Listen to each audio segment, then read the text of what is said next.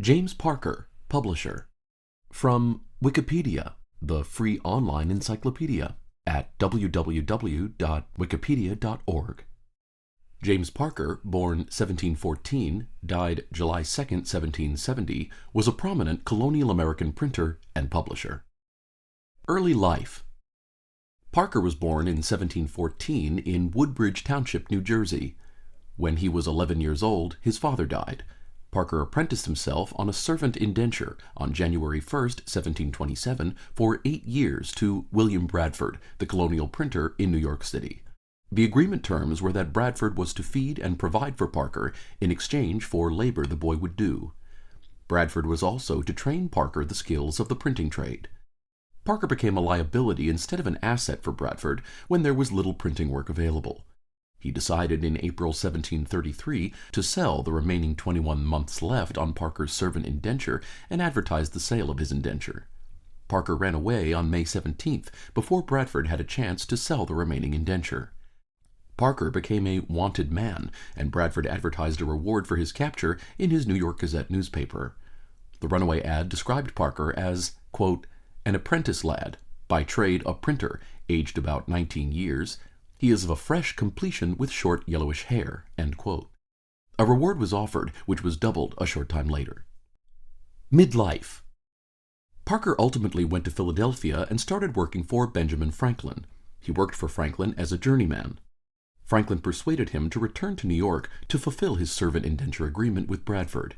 After completing his servant indenture agreement with penalties, Parker returned to Philadelphia, where he lived with Franklin for several years. Franklin saw talent in Parker.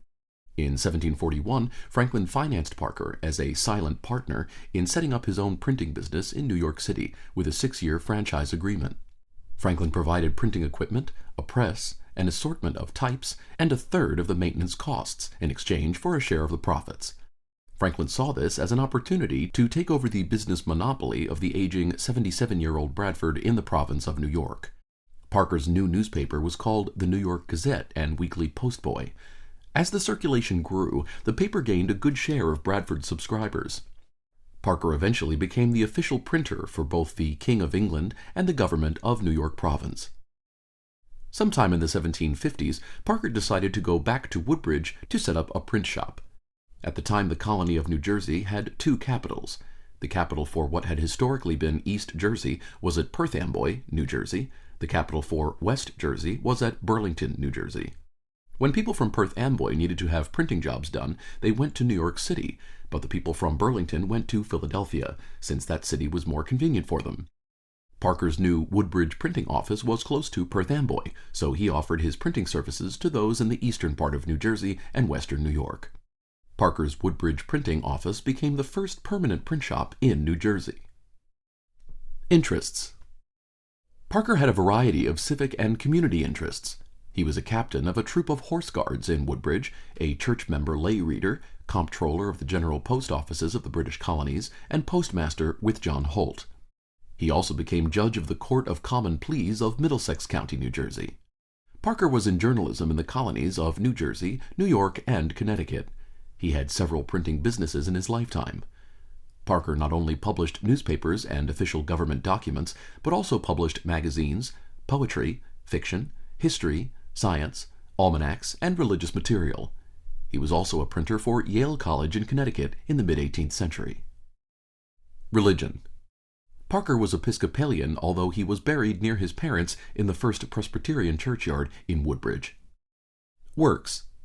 Works attributed to Parker as the printer are Book on Gravity of 1746, Votes and Proceedings of the General Assembly, 1754, An Act to Restrain the Sending of Provisions to Cape Breton, 1755, Letter to a Gentleman in the City of New York, 1759, 1 shilling Note of 1763, 1 shilling Bill of 1763, Conductor Generalis, 1764, An Humble Address to the Public, 1766. The Votes and Proceedings of the General Assembly of the Province of New Jersey, April 17, 1754 to June 21, 1754. Independent Reflector, 1752-3, edited by William Livingston. Occasional Reverberator, 1753, 4 issues. John Englishman, 1755, 10 issues, April 9th to July 5th. Instructor, 1755, 10 issues, March 6th to May 8th. New American Magazine, 1758-60, edited by Samuel Neville. And History of New Jersey, 1765, written by John Samuel Smith. Later life and death. Parker took over Bradford's position as the official government public printer for New York on December 1st, 1743. He was the government public printer for New Jersey in 1758. Parker had several controversial issues during the tenure as the government public printer of New York and New Jersey. His clients included many of New York City's elite. Parker even acted as Franklin's agent in the business of Franklin and Hall when Franklin went to Europe. Parker's New York printing business was handed down to his nephew Samuel Parker in February 1759. This business was ultimately taken over by Holt in 1760. Holt was the manager of the Connecticut Gazette that Parker started as the first newspaper in that colony.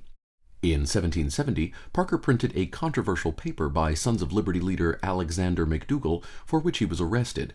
However, he died shortly thereafter, before the settling of the case. Parker suffered many years from gout and died at a friend's house in Burlington, New Jersey, July 2, 1770.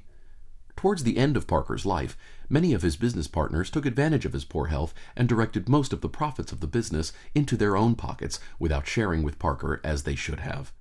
Holt's obituary in the New York Journal, July 5, 1770, says that Parker, quote, was eminent in his profession, possessed a sound judgment and extensive knowledge, was industrious in business, upright in his dealings, charitable to the distressed, end quote. Holt stated his one-time business partner, quote, left a fair character, end quote. Parker's will showed that he bequeathed his 3 printing press businesses, Burlington, New Haven, and Woodbridge, to his son. Legacy. In his day, Parker was considered a better printer than William Bradford or Benjamin Franklin in the American 13 colonies. He was the general manager of the first public library in New York City. Parker established the first newspaper in the colony of Connecticut, the Connecticut Gazette, on April 12, 1755. He also founded the Constitutional Courant, the first newspaper in New Jersey. See also: Alexander Purdy, publisher; William Hunter, publisher; William Parks, publisher; Joseph Royal, publisher; John Holt, publisher; Elizabeth Timothy, and Jane Aitken. This audio was recorded on November 10th, 2018. To report an error or request a change, please send an email to wikiaudio999@gmail.com.